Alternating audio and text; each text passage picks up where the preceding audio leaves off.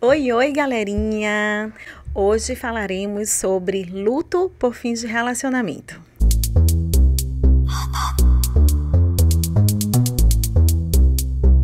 Sou Magali Pugliese e hoje estamos aqui com Maiara, psicóloga Maiara. Seja bem-vinda! Fale aí um pouquinho sobre você. Obrigada pelo convite, Magali. Muito prazer, eu sou Maiara Araújo, psicóloga, sou especialista em terapia cognitiva comportamental e também especialista em neuropsicologia clínica. Também tenho formação em terapia de casal e hoje eu ajudo mulheres a fortalecerem a autoestima e a viverem relacionamentos saudáveis. Então, gente, curta, comente, compartilhe para quem você acha que esse episódio vai estar ajudando. O que acontece, Maiara? As pessoas pensam que luto é só sobre morte. Mas não é. Quando alguém importante sai da nossa vida, a gente também vive um luto, também entra em um processo. Então, se é um relacionamento, independente de qual seja, que tem afeto, que tem cuidado, que tem respeito, que tem um significado, a gente vai sentir essa ruptura. Então, vai envolver sonhos que não vão ser mais vividos, expectativas que vão ser quebradas, espaços físicos que não vão ser mais divididos, como, por exemplo, uma praia que costuma ir junto, um cinema. E tudo isso envolve muita dor e sofrimento. Concorda? Concordo plenamente, Magali. Eu costumo falar assim, que se faz você sentir, é porque faz sentido. E o luto de relacionamento é como se fosse a morte entre vivos. Verdade. Né? Que é quando uma pessoa, você sabe que ela está ali viva, mas ao mesmo tempo não existe mais os momentos que vocês viveram juntos. Então, é importante saber também lidar com essa dor do luto, lidar também com essa idealização do que está sendo interrompido ali naquele momento. E o que acontece é o seguinte, que quando é um luto por uma morte, que é algo físico, a sociedade compreende plenamente. E quando é um luto entre os vivos, é como se aquilo não pudesse ser vivido ou tivesse que ser reprimido, como falar assim, você está triste por isso, você está chorando por isso? Sim, está, porque se faz sentir, faz sentido. É um luto tão igual, né, quanto quando a gente perde alguém fisicamente. Porque parece que é tudo substituível, né? E não é. Sim. Cada pessoa é única na nossa vida, cada pessoa tem um significado, representa, né, um papel. E isso independente das relações. Pode ser um relacionamento amoroso, pode ser uma amizade, né? Quantos amigos a gente sofre porque não estão mais na nossa vida. A gente tinha um costume de ir todo domingo ir numa praia. Perfeito. Ir num shopping, compartilhar tantos momentos e às vezes ocorre esse afastamento e traz justamente tantas emoções. E aí o que acontece? As pessoas não validam isso, não validam essas emoções. Você está ali triste, perfeito. Você está ali sentindo tudo aquilo, né, que cabe com essa ruptura e as pessoas não validam, não olham para isso. E aí traz ainda mais sofrimento, correto? Exatamente, até porque as nossas emoções, elas não são para serem varridas ali para debaixo do tapete, né? Porque nós somos seres perfeitos e tudo que está dentro da gente, a gente precisa aprender a vivenciar. Eu acho que a educação emocional era para a gente ter aprendido na época da escola. Mas como isso não acontece, muitas pessoas, quando passam por um luto, não sabem como vivenciar essas emoções. Então, é importante sentir. Porque quando você reprime a sua emoção, você acaba passando mais tempo ainda naquele sentimento de tristeza. E a emoção, ela tá ali para ser acolhida, para você entender o que você está aprendendo ali naquele momento, para que a partir dali você conseguir seguir sua vida, né? E também nem tudo é só ruim. Eu sei que um término de um relacionamento pode vir com frustrações também, mas existiram com certeza também momentos bons, né? E muitas vezes as pessoas até como uma esquiva experiencial, né? Até como uma forma de lidar com as emoções, querem simplesmente entrar em negação dos momentos bons, só para trazer os momentos ruins para poder fugir daquele luto, né, Magali? E se apega nesses Sim. momentos ruins como se não tivesse uma história. Sim. E foi contada uma história Sim. que vai estar ali, independente desse rompimento, vai estar ali pertence a você. Sim. É uma história que faz parte da sua vida, que você vai guardar para sempre nas suas memórias. E o que é que acontece? É importante também a gente olhar para essa perda. Quem é essa perda? O que essa perda representa? Às vezes, Maia, é um local de segurança. É o apego seguro daquela pessoa. É um lugar que a pessoa ia e se sentia confortável. Sim. Tem isso também, esse olhar para essa perda. E muitas vezes a pessoa, por causa desse afastamento, pode se sentir culpada e começar a se olhar com mais cobrança, correto? Correto.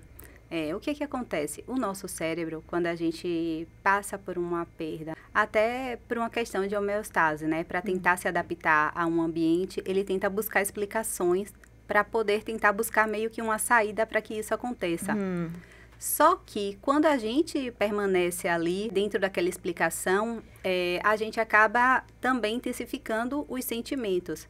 É importante você, sim, pensar sobre o ocorrido, mas às vezes tem coisas que não fazem, tipo, por que isso aconteceu? Será que eu fiz algo Será que eu errei?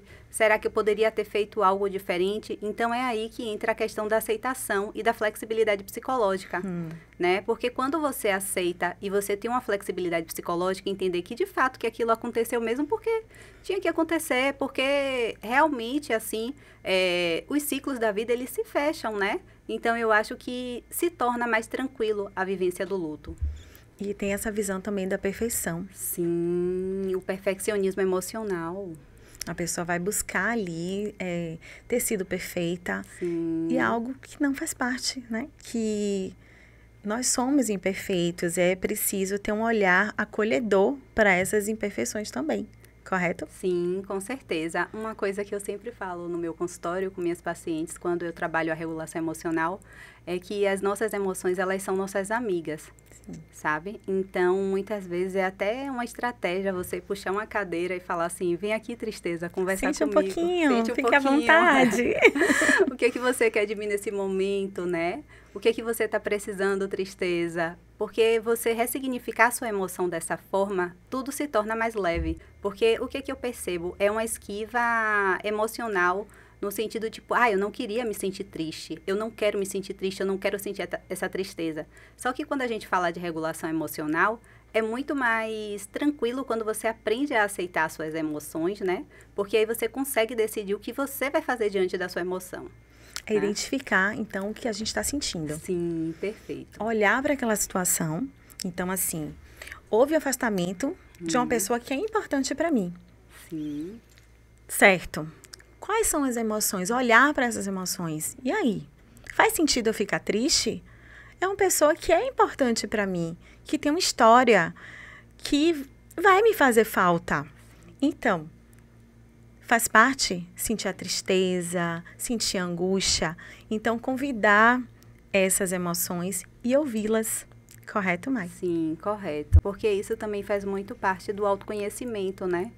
A gente precisa tirar um tempo, assim, para sair do piloto automático, para aprender a entender o que está acontecendo dentro da gente. Se olhar com amor, com carinho, com afeto. Porque, Magali, quando a gente vê uma amiga sofrendo, a gente consegue ser tão empático, né? Vem aqui, o ombro amigo, eu vou te ajudar. E por que quando o sofrimento é com a gente acaba querendo sair dele a qualquer custo? Será que a gente também não poderia pensar em trazer esse acolhimento que a gente daria para uma amiga, para a gente mesmo em um momento de luto? Verdade. Sabe? Então, aí, aos ouvintes, eu deixo essa reflexão. Ter um olhar acolhedor. Sim. E algo também que me chama muita atenção é o medo da solidão. Uhum. Quando você se separa de alguém que é importante para você, como eu falei, independente do tipo de relação, a solidão, ela assusta, ela parece, como você mesmo fala, parece um monstro que a gente fica ali morrendo de medo, como se fosse algo que a gente não quisesse que chegasse perto da gente. Mas a gente pode ter um outro olhar para essa solidão. Sim. Não é isso? E se a solidão for a sua amiga? Será que não poderia trazer um momento também de solitude? Será que não seria importante, assim, um momento para olhar para si mesma, né? Tentar buscar fazer coisas novas. Não estou dizendo aqui, tipo, para sair para balada, né? Se for o caso de um término de relacionamento. Mas que eu acho que seria importante, assim, a pessoa se resgatar. Porque quando você termina um relacionamento, a tristeza, ela serve para quê? Para você tentar se adaptar ao momento. Porque perceba, quando você se sente triste, o que acontece? Você tem uma baixa de energia, né? Você fica mais recluso, você para um pouco mais, fica mais introspectivo, não tem tanta energia. Isso tudo é um mecanismo que o seu corpo cria para que você consiga ter uma resposta a uma situação no qual você precisa se adaptar, né, ao novo, né? Da mesma forma também quando alguém morre, você precisa se adaptar a como é que vai ser sua vida diante daquela perda física. A mesma coisa é quando existe uma perda de uma pessoa que ainda está viva. Você precisa se adaptar àquilo, precisa ter esse autoconhecimento e muitas vezes ficar sozinha é uma opção, sim. Ter um momento para si mesma, ter um momento para pensar, para resgatar os hobbies, né? Se aproximar um pouco mais da família. O próprio apoio, se conhecer mais, dar espaço para o que você gosta. E eu falo muito que é uma atenção plena para você, é um momento de atenção plena para você. Perceba quando a gente vai na praia com algumas amigas, né? Alguns amigos. Você tá ali tão envolvido com aquela amizade que às vezes você não percebe o vento no rosto. Você não percebe o tocar na areia. Toda aquela dimensão ali da praia, você não consegue perceber tanto que você está ali sendo distraído com todo aquele movimento, todas aquelas pessoas. Então, quantos momentos a solidão pode trazer de presente? Sim, verdade. De autoconhecimento, de perceber o que está ao redor. Então, seria convidar essa solidão, olhar para ela com carinho, sim, e aproveitar o que ela tem para oferecer. Não é isso, Mai? Sim, com certeza. E tem muitas pessoas que têm medo de fazer as coisas sozinho, né? Eu não vou numa praia porque minha amiga não pode ir hoje. Eu não vou na praia porque o meu namorado, meu marido não pode ir hoje.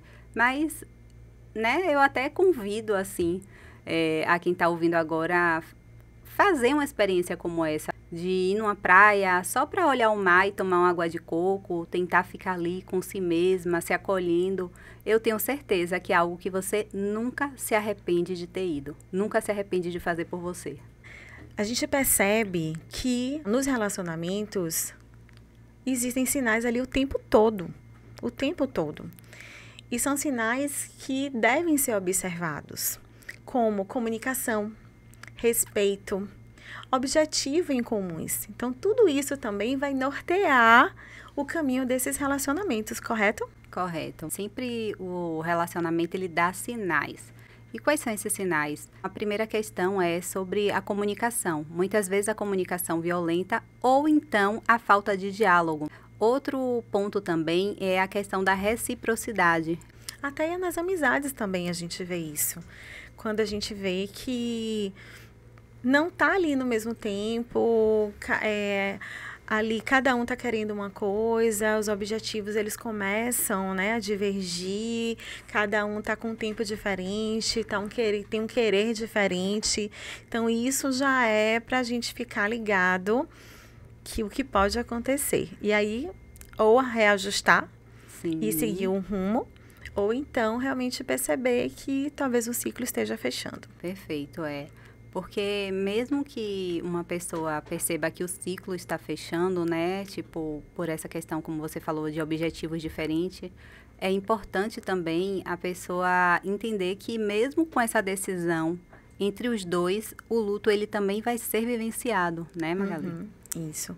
E outra questão também importante para a gente trazer é o autocuidado. Você sempre fala que em uma relação é preciso você ter o autoconhecimento, cuidar de você, mesmo para que justamente aquilo ali seja saudável. Sim, perfeito. Eu sempre trago isso no meu Instagram, né? Falo muito sobre autocuidado. Muitas vezes a pessoa acha que autocuidado, que cuidar de si mesma é um egoísmo, mas não é. É algo que é muito importante, até mesmo se você quiser ser uma boa namorada, uma boa esposa, uma boa mãe, uma boa filha, uma boa profissional, é importante você ter autocuidado com você, porque é a partir desse autocuidado que todas as relações, elas acontecem. Então, quando você tem esse amor próprio, você também está pronta para amar o outro. Eu falo muito que a gente só entrega o que a gente tem. Então, se a gente se cuida, se a gente tem um cuidado com a gente consegue dar esse cuidado com o outro. Perfeito. Obrigada. Fala aí para os nossos ouvintes onde é que pode te encontrar, com suas redes sociais. Vocês podem me encontrar no @pcmaiara, o meu Instagram, também é o meu TikTok. Lá eu falo muito sobre saúde mental, sobre relacionamento, sobre autoestima e também mostro a minha rotina de autocuidado. O que foi que vocês acharam? Então curta, comente, coloca aí o que foi que vocês acharam desse episódio e compartilhe com quem vocês acham que vai ajudar. Obrigada, Maia. Obrigada, produtora R5.